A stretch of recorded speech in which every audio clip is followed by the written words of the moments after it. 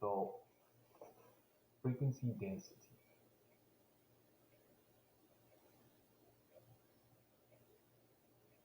is calculated by taking the frequency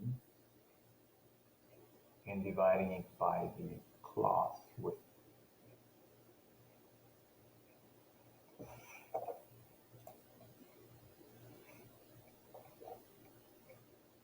Okay, so if I go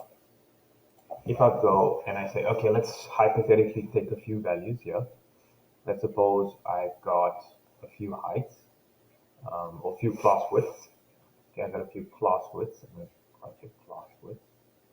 I've got some frequency, and I got, let's say this class width is 10, 5, 10, 5, 10, and the frequency is 6, 8, 13, 16, and 5. The class width meaning that it starts at a certain number and ends at a certain number. Alright, so x is between two values.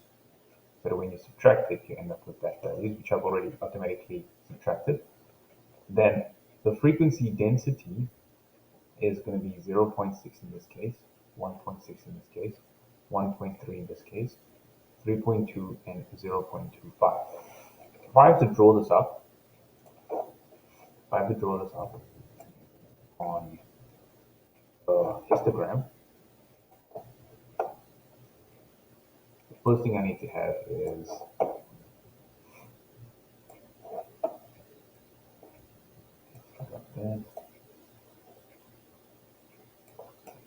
I need to have frequency density on my y-axis. And then we're going to have the class width over here. Alright, let's suppose these class widths were, this one was from 40 to 50, this was from 50 to 55, 55 to 60, 60 to 65, and then 65 to 75.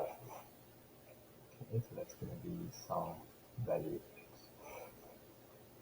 That's going to be some value x there, which I need to represent on my frequency density over here. Okay, graph. Now, I'm going to put a bit of a squiggly line here because we're not going to start at 0, we're going to start at 40. And then I'm going to go in with alpha below 1, 2, 3, a few standard lines and see if I can put all the values in. Okay. And we're saying that this is 50. Okay, that's 50, 45, 50, 55, 60, 65, 70, and 75. As well. We know that the frequency density goes to a maximum of 1.6. So let's choose 2 to be the height of it here, 1.5 over here, 1.6, 1.7, 1.8, 1.6, 1.7, 1.8,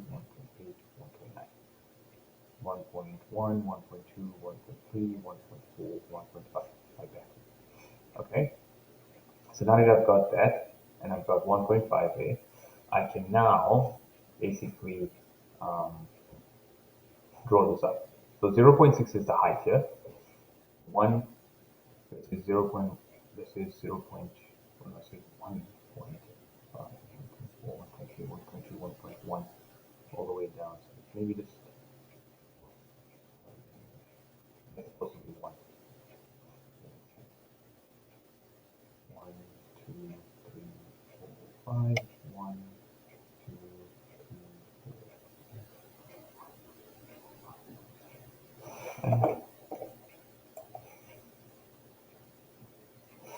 Trying to be accurate. Let's see. Okay. So we're going to go 0.2, 0.2 up, 0.4, 0.6, 0.8, 1, 1.2, 1.4, 1.6, 1.8. Actually, don't need more than that. Okay. Now I'm going to draw up the first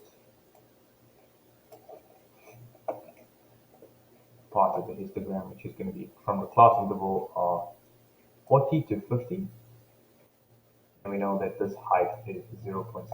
What we want to do is we want to analyze that how this class width would change accordingly in terms of length. Actual length.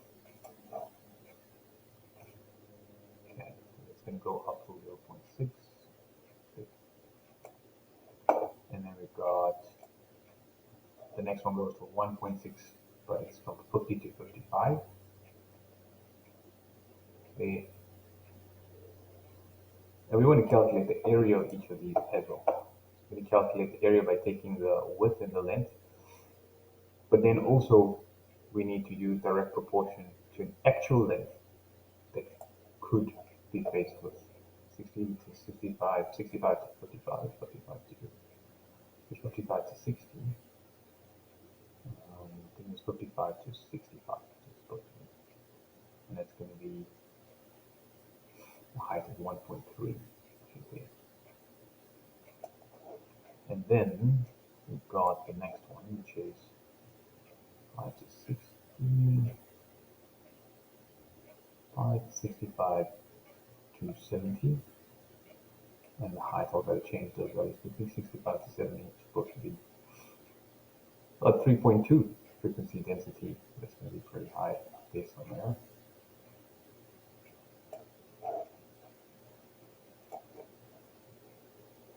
Okay, let me just end it there somewhere. So let's see that. Nope, not coming up.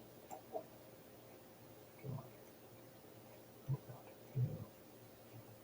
Okay, and then the next one is 0.25 from supposed to be 70 to 90. It's completely out of the table. So it's 5, 10, 15, 20, and that's 0.25.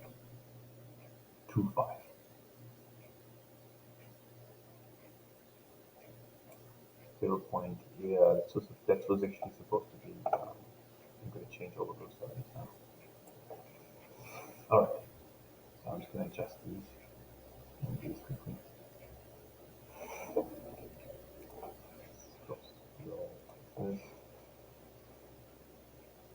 So we got 40 to 50, 50 to 55, 65 to 75.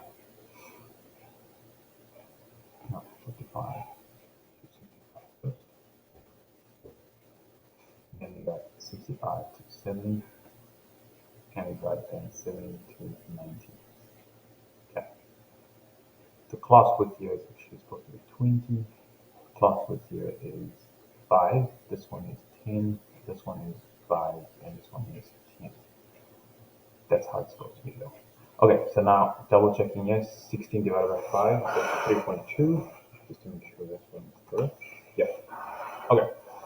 Now that we have this, we can calculate the area of each and every one of these using the actual values that we have right now.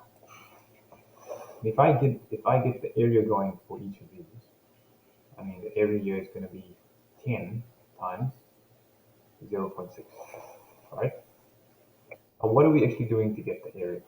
We're taking the frequency density and we're multiplying by the class width, which means that I can add another column in and I can might as well just add an area column with the exact values, not the one that was actually drawn, because you can draw with different values.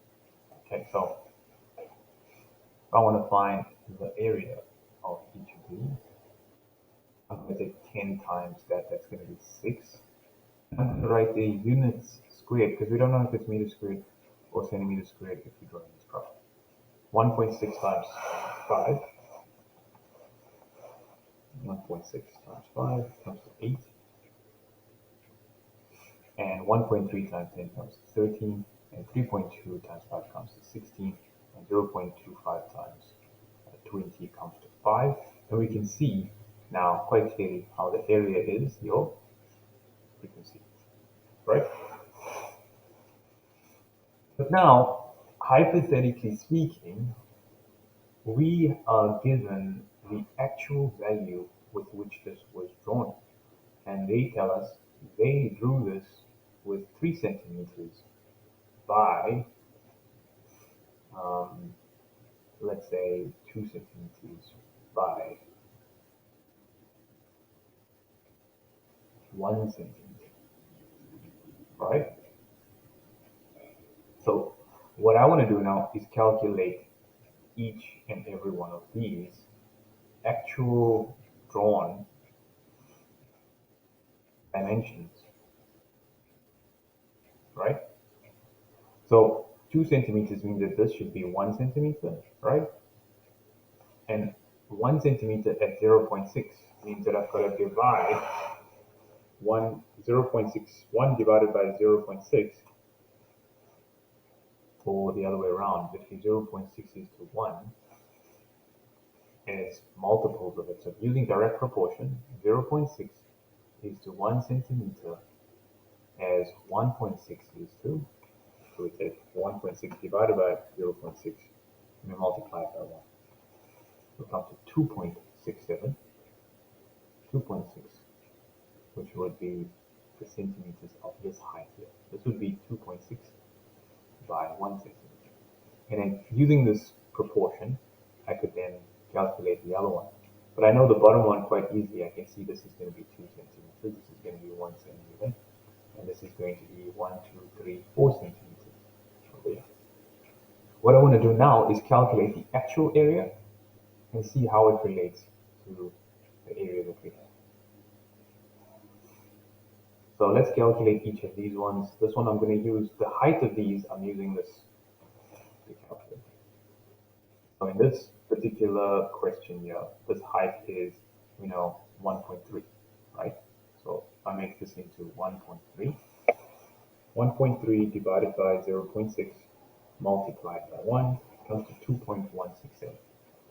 This will be height, actual height of 2.167.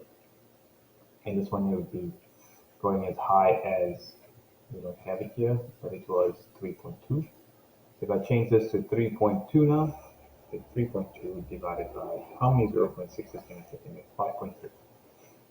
So this would be 5.3 actual centimeters in reality when you draw it. And then this width is still 1 centimeter. This one is still 2 centimeters in width.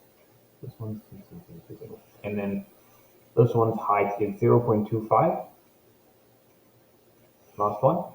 So 0.25 divided by 0.6 is 0.4. And that makes sense. You can see it's less. So 0.42, rounded to 2 decimal places, centimeters in height. Now I'm going to calculate each of these areas using the actual height. This one's going to be nice. 2 times 1 is 2. So that's 2 centimeters squared.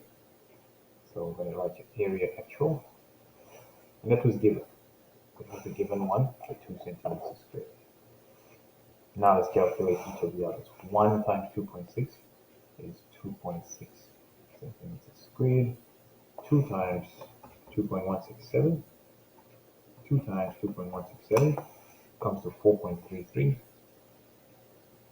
4.33 centimeters squared. 1 times 5.3 is 5.3 centimeters squared. And 4 times 0.42, 1.68. 1.68 centimeters squared. Is there any kind of correlation between these numbers? Can you see? Yeah? Divided by 3. So 8 divided by 3, right? 13 divided by 3, etc. Okay, so lucky number here is K. So we could develop a formula now. We could say, looking at the areas and frequency density, the actual area